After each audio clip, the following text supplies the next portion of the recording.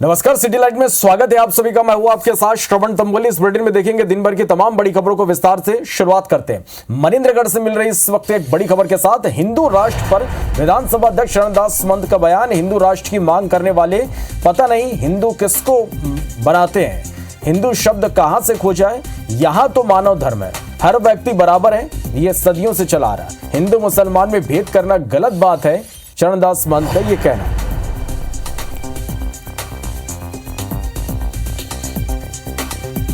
हिंदू राष्ट्र की मांग करने वाले पता नहीं किसको हिंदू बनाते। हिंदू शब्द कहाँ से खोजा है? यहाँ तो मानव धर्म है, हर व्यक्ति बराबर है। ये सदियों से, पुराणों से, उपनिषदों से चला आ रहा है कि हम सब मानव एक है, हर व्यक्ति एक है।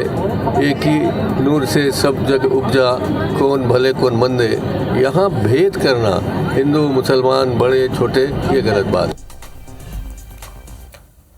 बढ़ते आगे, रायपुर से खबर। चाकूबाजी के आरोपी का पुलिस ने जुलूस निकाला। मुख्य आरोपी अफसर कादर का जुलूस निकाला गया।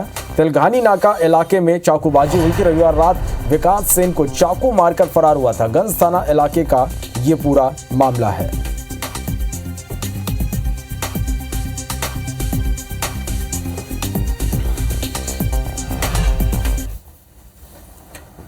मध्य प्रदेश में एटीएस और एनआईए ने फिर एक बड़ी कार्रवाई की। एटीएस और एनआईए ने ज्वाइंट ऑपरेशन में भोपाल और छिंदवाड़ा से एचयूटी यानी कि हिज़्ब उत तहरीर के 11 संदिग्ध आतंकियों को हिरासत में लिया, जबकि एनआईए ने हैदराबाद से 5 संदिग्धों को हिरासत में लिया। साथ ही यह भी जानकारी मिली कि इस संगठन को दुनिया भर के 50 देश प्रतिबंधित कर चुके हैं।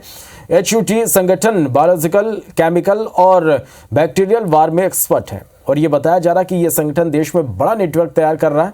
एटीएस ने भोपाल के ऐशबाग इलाके से गैस कांड एक्टिविस्ट रशीदा बी के भतीजे वसीम को तड़के सुबह हिरासत में लिया। वसीम और बाकी संदिग्धों के ठिकानों से एटीएस ने कई महत्वपूर्ण दस्तावेज जब्त किए। संदिग्ध वसीम के पिता से बात करने के साथ ही IBC 24 संवाददाता नवीन कुमार सिंह ने मौके का भी जायजा लिया है।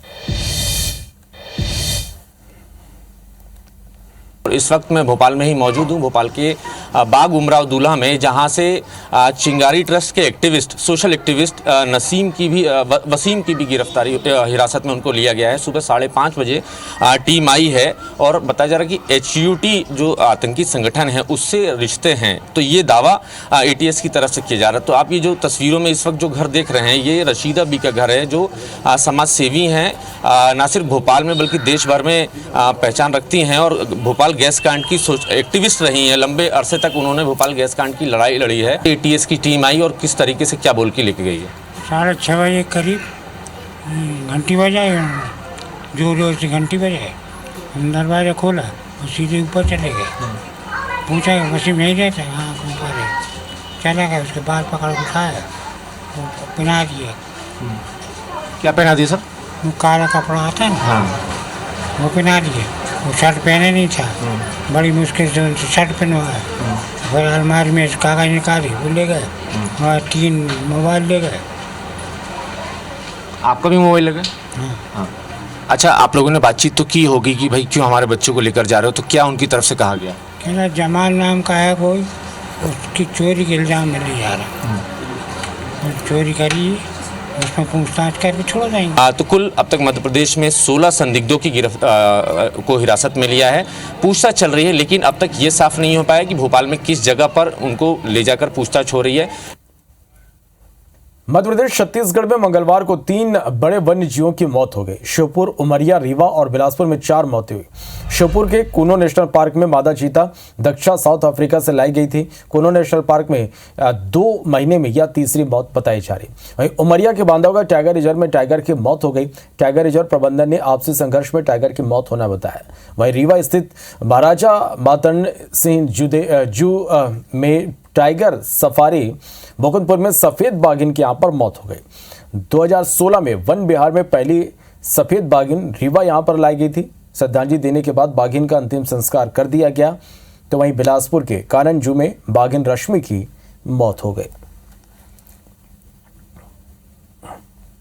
रायपुर में मंगलवार सुबह पीडब्ल्यूडी और नगर निगम के निर्माण की गुणवत्ता की पोल खुल गई।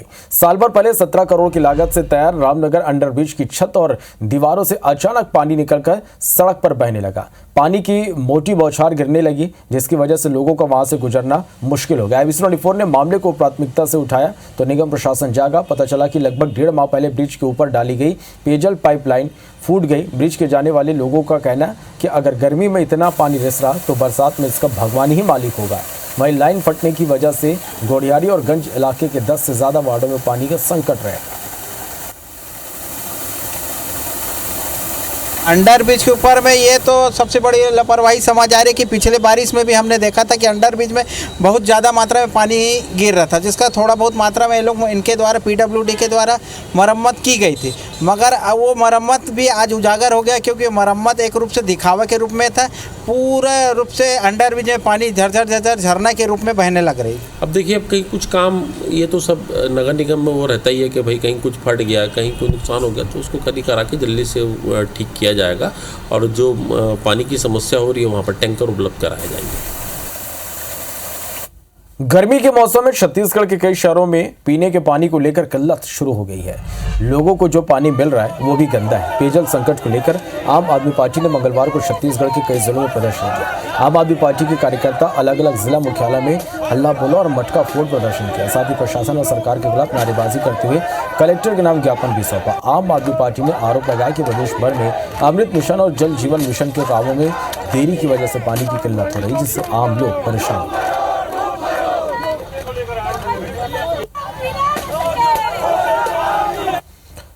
मध्य प्रदेश की राजधानी भोपाल में बजरंग दल और विश्व हिंदू परिषद के पदाधिकारियों ने कांग्रेस नेताओं के सद्बुद्धि के लिए 11,000 हनुमान चालीसा का पाठ किया। राजधानी के न्यू मार्केट स्थित राम भक्त हनुमान के मंदिर के बाहर हनुमान चालीसा पाठ का आयोजन किया गया। संगठन के पदाधिकारियों ने भी यहां पहुंचकर हनुमान चालीसा का पाठ किया। बजरंग दल प्रांत संयोजक सुशील सुडेले ने कहा कि जिस तरह से PFI से बजरंग दल की तुलना की गई वो सीधे तौर पर दर्शाता है कि देश को तोड़ने के लिए यह प्रयास किया गया। देश के राष्ट्रीय दल को आतंकवादी संगठन से तुलना करना गलत है। हम इसके लिए शांतिपूर्ण तरीके से कांग्रेस नेताओं की सद्बुद्धि के लिए राम भक्त हनुमान से प्रार्थना कर रहे हैं। हमारे संवाददाता दुष्यंत ने मौके का जायजा लिया। PFI और बजरंग दल को कंपेयर करने के मामले में बजरंग दल सड़कों पर है और बजरंग दल के पदाधिकारी लगातार हनुमान चालीसा का पाठ कर रहे हैं। न्यू मार्केट में का एक नज़ारा है और एक बड़ी संख्या में हनुमान चालीसा का पाठ यहाँ पर बजरंग दल के पदाधिकारी करते हुए नजर आ रहे हैं। हमारे साथ में बजरंग दल के प्रदेश संयोजक सुशील सुडेले हैं। सर, आज आप लोग हनुमान चालीसा का पाठ कर रहे हैं, क्या वजह है और किस लिए ये पाठ किया? कर्नाटक चुनाव में कांग्रेस ने अपने घोषणा पत्र में यह कहा है कि सरकार बनने के बाद वो बजरंग दल पर बैन लगा देगी। वो केवल इसलिए कर रहे हैं क्योंकि मुसलमानों के वोट बैंक उनको मिल जाए। हिंदुओं को नाराज करना हो तो हो, उनकी मति मारी गई है, उनकी मति को शुद्ध हनुमान जी महाराज करें। इसलिए हनुमान शक्ति का जागरण आज यहाँ हो रहा है, इसलिए सामूहिक हनुमान चालीसा का पाठ। बिल्कुल, देखिए, कांग्रेस के नेताओं की बुद्धि शुद्ध हो सके, कुमति जो है वो सुमति हो सके और उसको लेकर एक पूरा आयोजन जो है यहाँ पर किया गया है। देख सकते हो संख्या में यहाँ पर पदाधिकारी तो पहुंचे ही है, साथ ही साथ कई बड़े विश्व हिंदू परिषद के भी पदाधिकारी यहाँ पर मौजूद हैं, उनसे भी बात करते हैं। सर, आज हनुमान चालीसा का पाठ कर रहे हैं आप लोग लगातार ये कह रहे हैं कि PFI से बजरंग दल और विश्व हिंदू परिषद की तुलना की गई है, ये गलत है, कैसे देखें इस चीज को? हम भगवान हनुमान जी से प्रार्थना करते हैं कि जिन लोगों की बुद्धि भ्रष्ट हुई है, जो बजरंग दल को PFI से तुलना कर रहे हैं, उनकी बुद्धि भगवान ठीक करे। जय हनुमान जी की। कहीं ना कहीं देखिए एक बड़ी घटनाक्रम जो है देशभर में देखने को मिल रहा है और जिस तरीके से कुमति निवार सुमति के संग एक पूरा कार्यक्रम जो है यहाँ पर बजरंग दल ने विश्व हिंदू परिषद ने राजधानी भोपाल में आयोजित किया है। कैमरा पर्सन अभिषेक सिंह के साथ दुष्यंत पारासर, IBC 24 भोपाल। बढ़ते हैं कि छत्तीसगढ़ के सहकारी समितियों में काम करने वाले करीब 10,000 कर्मचारियों ने अपनी मांगों को लेकर विरोध प्रदर्शन किया। प्रदेश भर से आए ये कर्मचारी नया रायपुर के तूता धरना स्थल पर जुटे और 3 सूत्रीय मांगों को लेकर एक दिन का प्रदर्शन किया। एम्स भोपाल में जारी प्रोफेसर्स की भर्ती प्रक्रिया को हाईकोर्ट में चुनौती दी गई है। जबलपुर हाईकोर्ट ने मामले में भोपाल एम्स के डायरेक्टर से जवाब मांगा है। हाईकोर्ट ने एम्स डायरेक्टर को शपथ पत्र पर जवाब पेश करने के निर्देश दिए। हाईकोर्ट ने साफ कहा कि अगर जवाब नहीं आता तो भोपाल एम्स के डायरेक्टर को व्यक्तिगत रूप से कोर्ट में हाजिर होना पड़ेगा। नर्सिंग कॉलेज मान्यता फर्जीवाड़े मामले में एमपी मेडिकल यूनिवर्सिटी ने बड़ी कार्रवाई की। मेडिकल यूनिवर्सिटी ने प्रदेश के 14 नर्सिंग कॉलेजों के सत्र 2020-21 की संबद्धता स्थगित कर दी। साथ ही मेडिकल यूनिवर्सिटी ने 14 कॉलेजों में इस सत्र में दाखिला लेने वाले 602 छात्रों के एनरोलमेंट भी स्थगित कर दिए। मुख्यमंत्री भूपेश बघेल राजनांदगांव के ग्राम सिंगोला पहुंचे। साउथ समाज के प्रदेश स्तरीय मां भानेश्वरी जयंती महोत्सव और सामूहिक आदर्श विवाह कार्यक्रम में शामिल हुए। वहीं 35,79,86,000 रुपए के 11 विकास कार्यों का भूमि पूजन और लोकार्पण किया। साथ ही शासन की योजनाओं अंतर्गत 40 हितग्राहियों को 9,78,000 रुपए के सामग्री और चेक का वितरण किया।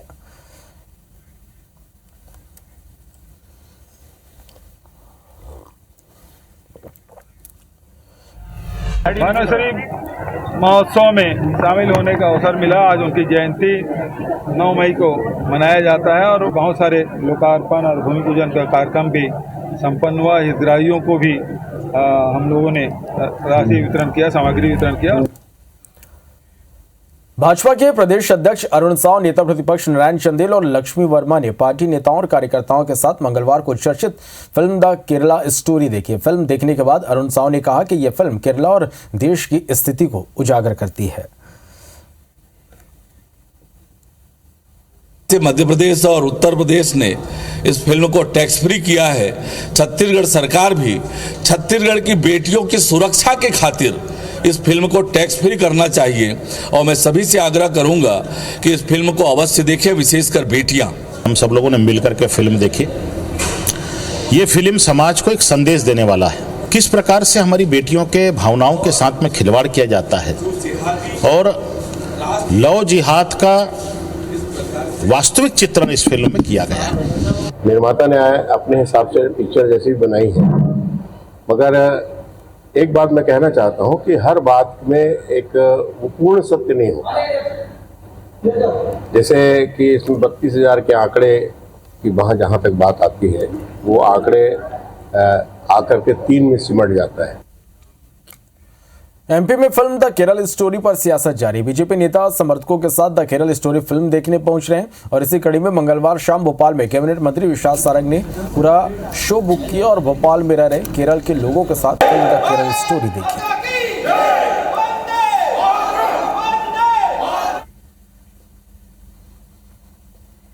केरल प्रदेश के बहन और भाई जो भोपाल में निवास करते हैं उनके साथ केरल स्टोरी फिल्म देखी। ये यथार्थ पर आधारित फिल्म है और हर हिंदुस्तानी को देखना चाहिए, क्योंकि ये समस्या केवल केरल की नहीं है, ये पूरे देश की समस्या है। कांग्रेस और वामपंथियों को शर्म आनी चाहिए जो इसका विरोध कर रहे हैं।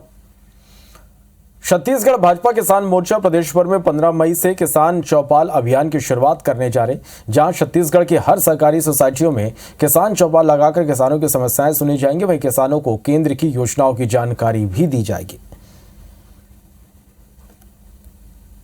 छत्तीसगढ़ में जिस प्रकार घोटाले दर घोटाले हो रहे हैं, डॉक्टर मनमोहन सिंह के कार्यकाल में जिस प्रकार से घोटाले दर घोटाले होते थे और उसमें उजागर हो रहा था, छत्तीसगढ़ में भी भूपेश बघेल की सरकार के घोटाले दर घोटाले लगातार उजागर हो रहे हैं। मनरेगा का पैसा केंद्र सरकार मोदी जी पैसा दी है और नरवा गुरुवा घरवा बाड़ी के नाम में ये नारा लगा करके पूरे छत्तीसगढ़ में जिस प्रकार से भ्रष्टाचार मचा रखे हैं, बंदर बाट कर रखे हैं, ये अपने ठेकेदारों को के माध्यम से सौर सुजला योजना किसानों के लिए जो चलती थी उस योजना को बंद करके इन्होंने गौठान में लगा रखा है। आज छत्तीसगढ़ में ऐसी सरकार है जो किसानों का कर्जा माफ़ कर चुकी है, किसानों को 2640 रुपये में धान खरीद रही, आने वाले समय में 20 कुंटल प्रति एकड़ धान खरीदी करने जा रही है।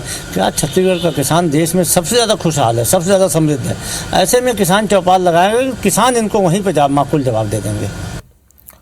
विधानसभा चुनाव से ठीक 6 महीने पहले मध्य प्रदेश बीजेपी ने संगठन में बड़ी सर्जरी करते हुए 20 जिलाध्यक्षों को तो बदल दिया, लेकिन पार्टी के नए जिलाध्यक्ष पुरानी टीम से तालमेल नहीं बैठा पा रहे। संगठन ने जिलों की नई टीम पर बेहतर परफॉर्मेंस का दबाव बनाना शुरू कर दिया है। प्रदेश से जिले का संगठनात्मक प्रभारी एक व्यक्ति होते हैं, संभाग प्रभारी होते हैं। ये लोग मिलके उस जिले की भौगोलिक और सामाजिक अन्य राजनीतिक परिस्थिति के हिसाब से वहाँ पर पदाधिकारी का चयन कर सकते हैं और करते हैं। सामान्यतः अगर कहीं पे आवश्यक होता है तो मिड टर्म में भी करने का काम होता है और नहीं आवश्यक होता है तो अभी ये मिड टर्म चल रहा है इसलिए नहीं भी करते हैं। देखिए, भारतीय जनता पार्टी किसे बनाए किसे हटाए, नई वर्किंग कमेटी बने या पुरानी से काम चलिए, उनका निजी मामला है। मगर कुल मिलाकर जिस तरह पूरे प्रदेश में सामाजिक असंतोष है हर वर्ग में, उनमें भारतीय जनता पार्टी का संगठन भी शामिल है।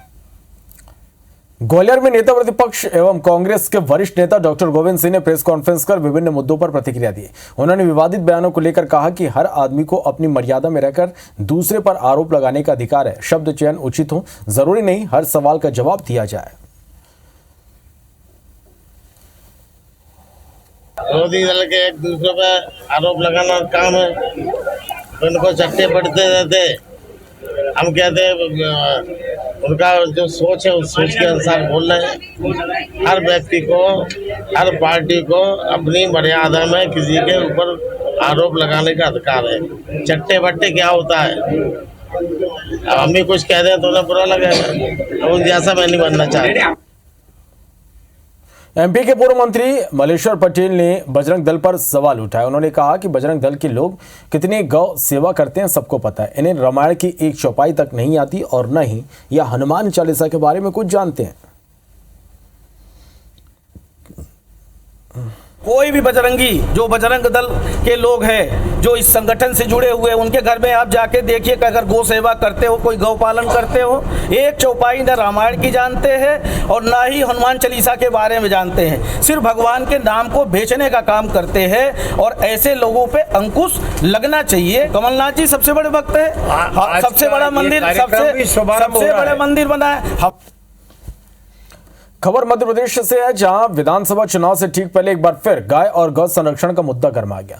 शिवराज सरकार 12 मई को भोपाल के लाल परेड मैदान में गौ रक्षा संकल्प सम्मेलन का आयोजन करने जा रही। इस दौरान सीएम प्रदेश के सभी विकास खंडों में 400 पशु और मवेशी एम्बुलेंस का लोकार्पण भी करेंगे। वहीं कांग्रेस ने सरकार के गौ रक्षा संकल्प सम्मेलन पर सवाल उठाए।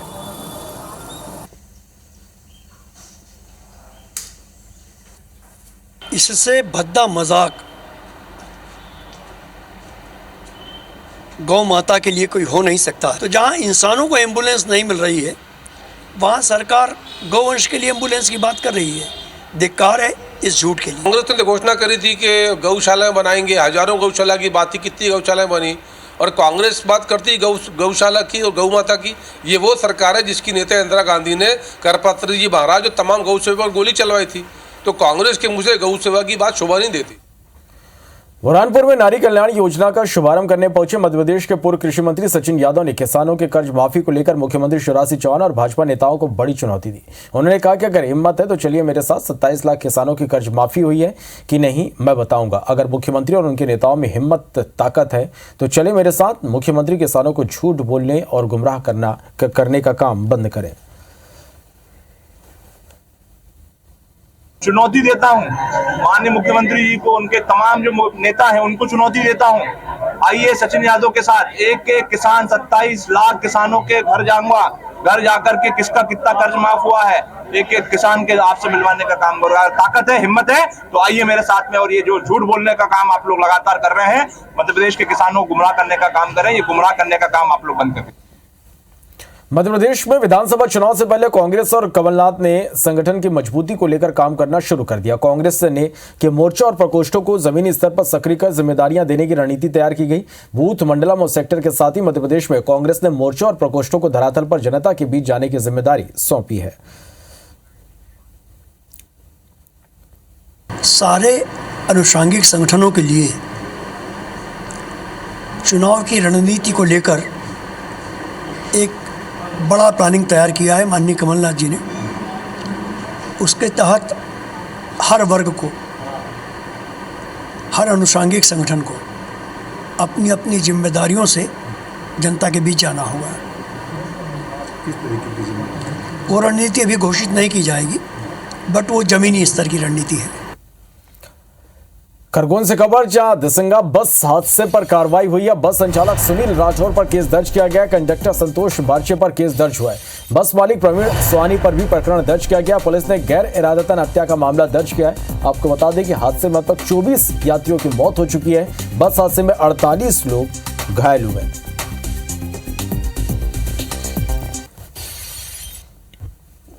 दर्दनाक सड़क हादसे के बाद घटना स्थल का जायजा लेने के लिए आला अधिकारी पहुंच रहे हैं। इंदौर रेंज के आईजी राकेश गुप्ता भी मौके पर पहुंचे। यहां उन्होंने स्थानीय लोगों से चर्चा की, वहीं दुर्घटना के कारणों को जानने की कोशिश भी की।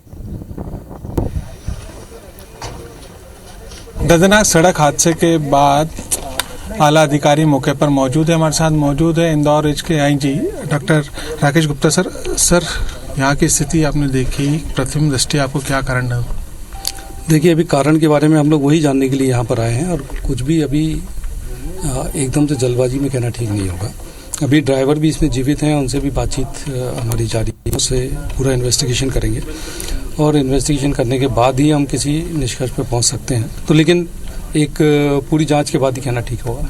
सर, कितने लोगों की मृत्यु हुई है अभी तक और क्या आंकड़ा बढ़ सकता है, और घायलों के उपचार के लिए क्या त्वरित व्यवस्था की गई है? देखिए, 23 लोगों की अभी तक मृत्यु होने की सूचना में है और 11 गंभीर घायलों को इंदौर एमवाईएच के लिए, ताकि उन्हें अच्छा उचित इलाज मिल सके, उसके लिए रेफर किया गया है। बाकी जो अन्य घायल हैं, जो सामान्य और थोड़े से अधिक हैं, वो खरगोन में उनका इलाजरत है। बस का सर ओवरलोडेड थी और स्थानीय भी कई बार इस तरह की शिकायतें कर चुके थे कि स्पीडिंग में कर चलते थे। देखिए, ये सब चीज़ें हम लोग ध्यान में लेंगे जैसी आप बात बता रहे हैं, क्योंकि अब लगभग नाम हमारे सामने आते जा रहे हैं, तो कितने लोग इसमें सवार थे वो भी चीज़ें अब सामने आएंगी।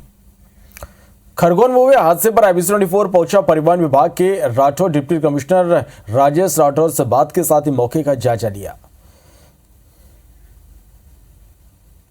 खरगोन के दसंगा में हादसा हुआ है, उसके बाद में लगातार यहाँ पर प्रशासनिक अधिकारियों के जो है पहुँचने का सिलसिला भी शुरू हो चुका है। और इंदौर से जो है परिवहन विभाग के डिप्टी कमिश्नर जो है राजेश राठौर जी जब यहाँ पर पहुँचे हैं, तो सर किस प्रकार से सर इसके हादसे की जांच की जाएगी? आप भी यहाँ पर मौके पर पहुँचे हैं। देखिए, बहुत ही ये दुखद घटना हुई है और हम लोग ये देख रहे हैं कि इसके घटना के जो मुख्य कारण है वो क्या रहे हैं, किस प्रकार से घटना घटित हुई है, इसमें क्या टेक्निकल कारणों की वजह से हुआ है या मानवीय लापरवाही की वजह से हुआ है या जो भी रूल्स एंड नॉर्म्स है उनके वायलेशन की वजह से हुआ है। तो वो सारी चीज़ें हम लोग इसको देख रहे हैं ताकि ये जो भी घटना हुई है इसमें रिस्पॉन्सिबिलिटी फिक्स की जा सके, साथ ही साथ भविष्य में इस तरह की घटना।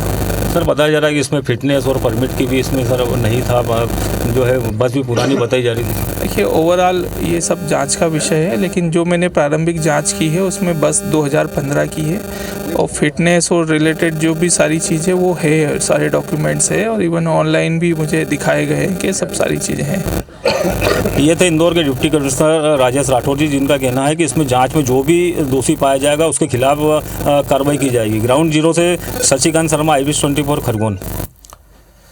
खरगोन जिले के दसंगा और डोगड़ गांव के बीच में हुए दर्दनाक सड़क हादसे में 24 लोगों की जान जा चुकी है। हादसे के लिए प्राथमिक तौर पर ड्राइवर को जिम्मेदार ठहराया जा रहा है, क्योंकि गाड़ी काफी स्पीड में थी। इसके अलावा हादसे के एक और बड़ा कारण रोड इंजीनियरिंग को भी बताया जा रहा। हादसों की वजह को जानने की कोशिश की हमारे संवाददाता दीपक यादव ने।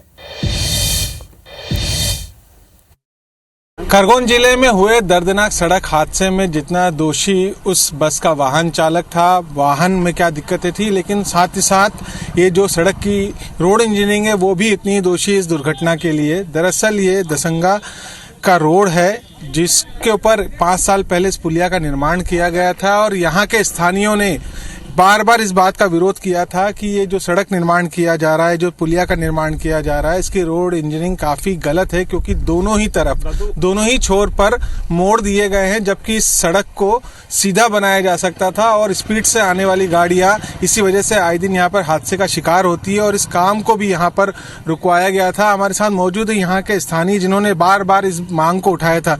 क्या समस्या रही है इस सड़क को लेकर? ये पुलिया बना तब हमने बोला था भाई ये एक्सीडेंट, दोनों साइड टर्न आ रहे हैं, इससे एक्सीडेंट की संभावनाएं बनेगी। बहुत दिनों से शिकायत कर रहे हैं। और इसके आगे यहाँ लोनारा पास में गांव है, वहाँ पुलिया पे जा के देख लो, उसमें भी इतनी खतरनाक मोड़ है कि उसमें आए दिन घटनाएं होती रहती और भविष्य में बहुत बड़ी घटना को अंजाम देने वाला है वो पुलिया भी। आप देख लो उसको, बहुत खतरनाक है वो भी मोड़ वहाँ पे। हमारे से बड़ा कोई अनुभवी नहीं हो सकता, क्योंकि हम जमीन पे जी रहे हैं और ये लोग अपनी इंजीनियरिंग का हमेशा उदाहरण देते हैं, जो कि ये हादसे को जन्म देता है। बिल्कुल, स्थानीय जो रहते हैं उन्होंने बार बार इस बात को उठाया था और कहा था कि ये जो पुलिया का निर्माण किया जा रहा है, जिसकी वजह से आगे दोनों छोर पर जो कर्व दिए हैं वो कभी न कभी सड़क हादसे का सबब बनेंगे। और हमेशा यहाँ पर ये हादसे होते रहे हैं, लेकिन उसके बावजूद भी सड़क का निर्माण किया गया गलत इंजीनियरिंग की तरफ बताई जा रही है, स्थानीयों का बार बार कहना है। दूसरी तरफ जो भ्रष्ट चालक हैं उनकी भी काफ़ी गलतियां हैं, जो तेज रफ्तार से यहाँ से गाड़ियों को निकालते थे उनकी भी शिकायतें की गई, लेकिन अधिकारियों ने कभी ध्यान नहीं दिया। और शायद उसी का सबक है कि आज इतना बड़ा हादसा हुआ है, जिसमें कि बड़ी संख्या में जो लोग हैं उनकी मृत्यु हुई है। और अभी भी अधिकारी इस बात पर अड़े हुए हैं कि किसी भी तरह की कोई गलती नहीं थी। कैमरा पर्सन नंदन के साथ दीपक यादव, IBC 24 खरगोन। बढ़ते हैं कि जबलपुर एसपी ऑफिस में बिना हेलमेट नो एंट्री की व्यवस्था बना दी गई। एसपी ऑफिस के प्रवेश द्वार में ट्रैफिक पुलिस की एक टीम को स्थायी तौर पर तैनात कर दिया गया। इस टीम की जिम्मेदारी दी गई कि बिना हेलमेट टू व्हीलर पर एसपी ऑफिस आने वाले लोगों को समझाइश दें। एसपी ऑफिस के गेट पे एक यातायात पुलिस का एक दल रखा हुआ है। जो भी लोग एसपी ऑफिस में आते हैं, बाइक लेकर के आते हैं और बगैर हेलमेट के आते हैं, उनको समझाइश भी दे रहे हैं। और यदि उनके द्वारा बार बार ऐसा हेलमेट नहीं पहनने का कार्य किया जा रहा है तो उनके विरुद्ध हम मोटर व्हीकल एक्ट के अंतर्गत कार्रवाई भी कर रहे हैं। बढ़ते हैं कि जबलपुर एसपी ऑफिस में बिना हेलमेट नो एंट्री की व्यवस्था बना दी गई। एसपी ऑफिस के प्रवेश द्वार में ट्रैफिक पुलिस की एक टीम को स्थायी तौर पर तैनात कर दिया गया। इस टीम की जिम्मेदारी दी गई कि बिना हेलमेट टू व्हीलर पर एसपी ऑफिस आने वाले लोगों को समझाइश दें। एसपी ऑफिस के गेट पे एक यातायात पुलिस का एक दल रखा हुआ है। जो भी लोग एसपी ऑफिस में आते हैं, बाइक लेकर के आते हैं और बगैर हेलमेट के आते हैं, उनको समझाइश भी दे रहे हैं। और यदि उनके द्वारा बार बार ऐसा हेलमेट नहीं पहनने का कार्य किया जा रहा है तो उनके विरुद्ध हम मोटर व्हीकल एक्ट के अंतर्गत कार्रवाई भी कर रहे हैं। जबलपुर के बरगी क्षेत्र में प्रदेश के तीसरे ड्राइवर ट्रेनिंग स्कूल की स्थापना अभी भी फाइलों में अटकी है। तत्कालीन कमलनाथ सरकार ने प्रदेश के तीसरे ड्राइवर ट्रेनिंग स्कूल के लिए मंजूरी भी दे दी थी, लेकिन सरकारी उपेक्षा के चलते जबलपुर को यह सौगात नसीब नहीं हो पाई। तीसरा ड्राइवर ट्रेनिंग इंस्टीट्यूट मैंने मुकंदमारा में उसकी ज़मीन आवंटित कराई थी और उसके 17 एकड़ ज़मीन आवंटित करा दी थी। उसके पत्राचार किया। आदरणीय नितिन गडकरी जी को, आदरणीय तनखा जी ने, आदरणीय कमलनाथ जी ने अनेकों पत्र लिखे। गडकरी जी भी तैयार थे, लेकिन सरकार, मध्य प्रदेश सरकार भेदभावपूर्ण रवैये से ड्राइवर ट्रेनिंग इंस्टीट्यूट खुलवाना नहीं चाहती। इसलिए उस क्षेत्र में भारतीय जनता पार्टी काम नहीं करना चाहती। जहां हमारा आदिवासी भाई है या दलित समुदाय के या गरीब मजदूर वर्ग का लोग रहते हैं, वहां कोई रोजगार उपलब्ध नहीं कराना चाहती। ये अभी लंबित है, जो शासन स्तर पर ये कार्रवाई जारी है और इसका जैसे ही सैंक्शन होगी या निर्णय होगा तो ये कार्रवाई शुरू हो जाएगी। संभवतः ये आखिरी स्टेज पर ही है। पीसीसी चीफ कमलनाथ ने छिंदवाड़ा में नारी सम्मेलन योजना अभियान का आगाज कर दिया। इस योजना के तहत कांग्रेस सत्ता में आने पर 500 रुपए में सिलेंडर और 1500 रुपए महीना महिलाओं को देगी। अभियान को लेकर कांग्रेस ने भोपाल, इंदौर, जबलपुर, पन्ना समेत प्रदेश के अलग अलग शहरों में प्रेस कॉन्फ्रेंस की और योजनाओं की जानकारी जो है आपने अपने जिले में ये कर रहे हैं। मैं कह रहा हूँ आप ये कॉन्स्टिट्यूंसी नंबर। खबर सरगुजा के संत गैरा गुरु यूनिवर्सिटी से, जहां कुलपति और कुलसचिव के बीच हो रही आपसी लड़ाई सार्वजनिक हो चुकी है। दरअसल विश्वविद्यालय के कुलसचिव ने कुलपति पर खुद को छत्तीसगढ़िया होने के कारण प्रताड़ित किए जाने का आरोप लगाया। साथ ही कुलसचिव ने राज्यपाल को पत्र भी लिखा है। बच्चों के और समाज के विकास के लिए मैं काम करना चाहता हूँ और विगत वर्षों में ऐसे भी हो रहा था, परंतु कुछ बातें ऐसी हैं जो अति हो जाता है तो व्यक्ति हतोत्साहित होता है, फिर अपने उच्च अधिकारियों को लिखना पड़ता है। जाति और धर्म इस तरह की बातें नहीं करता। हाँ, मैं बिल्कुल नहीं, मैं BHU में रहा हूँ, मैंने वहाँ पर भी नहीं किया, यहाँ पर नहीं है।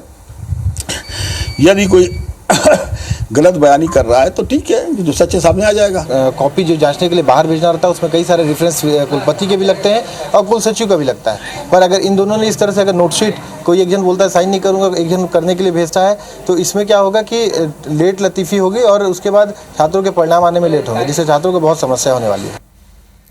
रायगढ़ जिले में इस बार आरटीए कोटे में एडमिशन के लिए मारामारी की स्थिति। आरटीए के तहत दाखिले का नियम बदलने की वजह से इस बार जिले में आरटीए कोटे की सीट जहां कम हो गई, तो वहीं 7 बड़े मिशनरी स्कूलों ने भी अल्पसंख्यक बताते हुए खुद को आरटीए के दायरे से बाहर कर लिया। आरटीए में अभी नए नियम के तहत पहले ही 1400 से 1500 सीटें कम कर दी हैं और आरटीई में पढ़ने के बच्चों की जनसंख्या तो बहुत ज़्यादा है, बहुत से लोग आवेदन करते हैं, तो सीटें कम होने से इन बार उनका बहुत नुकसान होगा। हमारे पास अल्पसंख्यक के गुण है कि बच्चों को अधिक से अधिक आरटीई के तहत लाभ मिलेगा। रायगढ़ में केलो परियोजना के अधिकारियों की गलत प्लानिंग की वजह से 11 करोड़ रुपए खर्च कर दिए गए। डैम में पार्क निर्माण के लिए ऐसी साइट का चयन किया गया जहां डैम का बैक वाटर आता है। स्थिति है कि बारिश में 3 से 4 महीने पार्क जलमग्न रहता है। 11 करोड़ रुपए का गार्डन जो केलो डैम के पास में बना हुआ है, उसकी देखभाल के अभाव में वो जर्जर हो गया है। वहाँ पर जो झूले हैं वो टूट गए हैं, जो जिम थी वो बर्बाद हो गई है और पेड़ पौधे नष्ट हो रहे हैं। निश्चित रूप से ये यहाँ के स्थानीय एजेंसी की, स्थानीय अधिकारियों की लापरवाही है, राज्य शासन की लापरवाही है जो बजट आवंटन नहीं कर रही है। बारिश का पानी है, बारिश का पानी तो हम एकदम सीधा कंट्रोल नहीं कर सकते, तो कुछ समय के लिए बहाव के साथ साथ वो जल स्तर बढ़ता है और जल स्तर नीचे उतरने के साथ साथ वो चीज़ें खत्म हो जाती हैं। प्लानिंग की हमारे पास जैसे कुछ फंड से जैसे आते हैं उसके हिसाब से हमने पार्क में कुछ बैठने की व्यवस्था की हुई है, रंग रोगन करना है हमें, वो कर रहे हैं। जांजगीर के वार्ड नंबर 7 में नाली निर्माण में ठेकेदार की बड़ी लापरवाही सामने आई। ठेकेदार ने भराशाई करते हुए नाली में लोहे की सेंटरिंग की जगह बांस की छोटी छोटी लकड़ी को रखकर सरिया लगाकर ढलाई करवा दी। वहीं नाली के दोनों किनारे की कंक्रीट में 2 फीट की ऊंचाई में केवल 2 सरिया यहां पर लगाया गया है।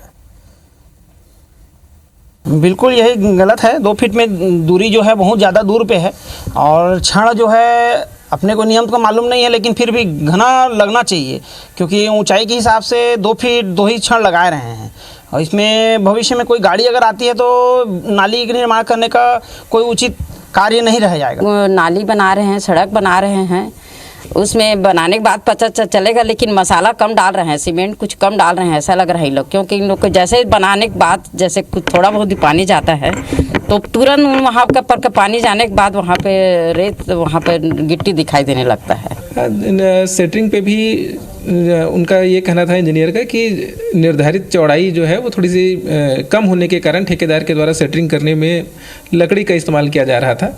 उसको भी उन्होंने कहा कि लकड़ी को यदि नाली के ऊपर सेटरिंग में लगाया जाता है तो आम लोगों को ऐसा लगता है कि सरिया की जगह में लकड़ी का इस्तेमाल किया जा रहा है।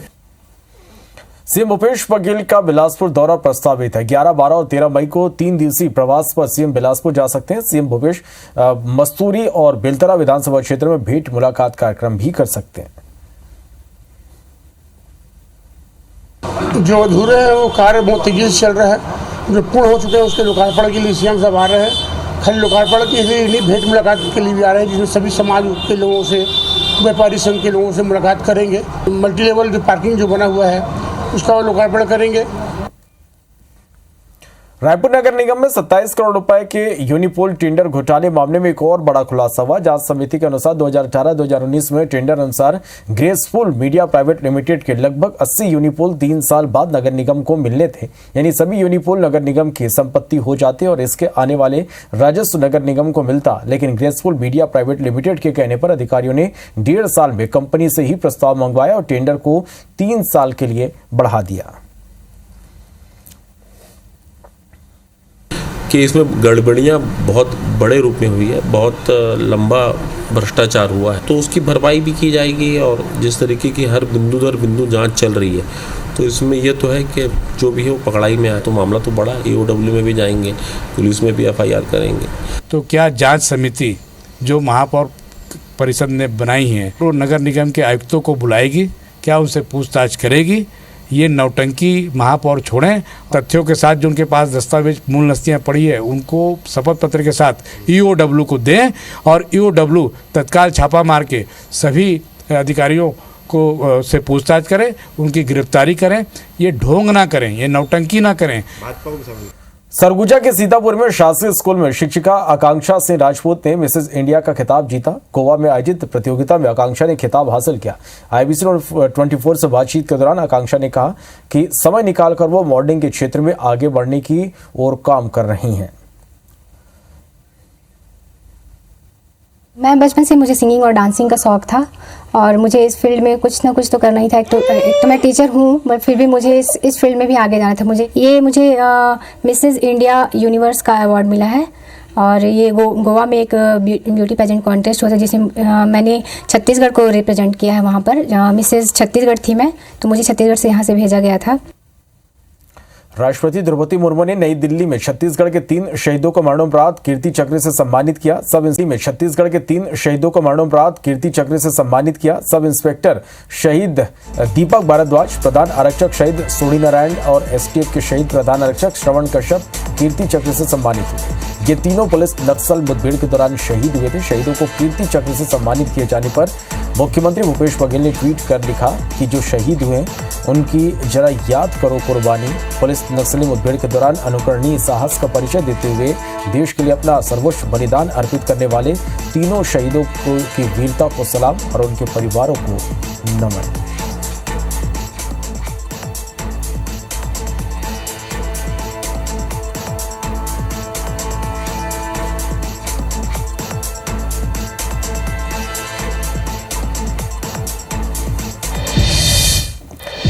और इस बीच रायपुर से खबर, जहां राज्य प्रशासनिक अधिकारियों के तबादले हुए हैं। 39 प्रशासनिक अधिकारियों के तबादले हुए हैं। सामान्य प्रशासन विभाग ने इसके लिए सूची जारी की है। तीर्थराज अग्रवाल संयुक्त कलेक्टर गरियाबंद की जिम्मेदारी संभाली है। राजेंद्र प्रसाद गुप्ता अपर संचालक DPI रायपुर, PS एक्का अपर कलेक्टर बलौदा बाजार, छन्नूलाल मार्कंडे अपर कलेक्टर बेमेतरा, विजेंद्र सिंह पाटले अपर कलेक्टर मुंगेली, निर्भय कुमार साहू संयुक्त कलेक्टर बलौदा बाजार, बजरंग कुमार दुबे संयुक्त कलेक्टर दुर्ग की जिम्मेदारी संभालेंगे। प्रिया गोयल संयुक्त कलेक्टर GPM, विजय क्षत्री संयुक्त कलेक्टर रायपुर, दिलाराम डाहिरे संयुक्त collector GM, Kaushal Tendulkar deputy collector Bilaspur, Nideshwari Bage deputy collector Rajnandgaon, Sandeep Thakur deputy collector Khairagarh, Tekram Maheshwari deputy collector Sarangarh Vilaigarh, Arun Kumar Sonkar deputy collector Baloda Bazar, Bansi Netam deputy collector Bijapur, Ashish Karma deputy collector Mahasamund, Ritu Hemnani deputy collector Raigarh, Amit Shrivastava deputy collector Balrampur, Indira Tiwari अपर कलेक्टर राजनांदगांव, प्रवण सिंह अपर संचालक DPI अतिरिक्त प्रभार खेल एवं युवा कल्याण की जिम्मेदारी संभालेंगे। नवीन ठाकुर संयुक्त कलेक्टर रायपुर, शमीन आइद अपर CO RTA, Sanjay Vishwakarma controller house hold Raj Bhavan.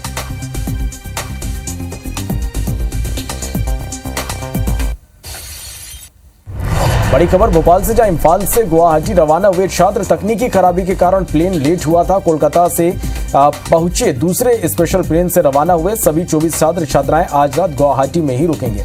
कल सुबह सभी छात्र गुवाहाटी दिल्ली फ्लाइट से रवाना होंगे।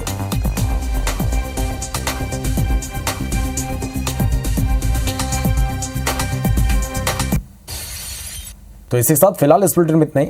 नमस्कार।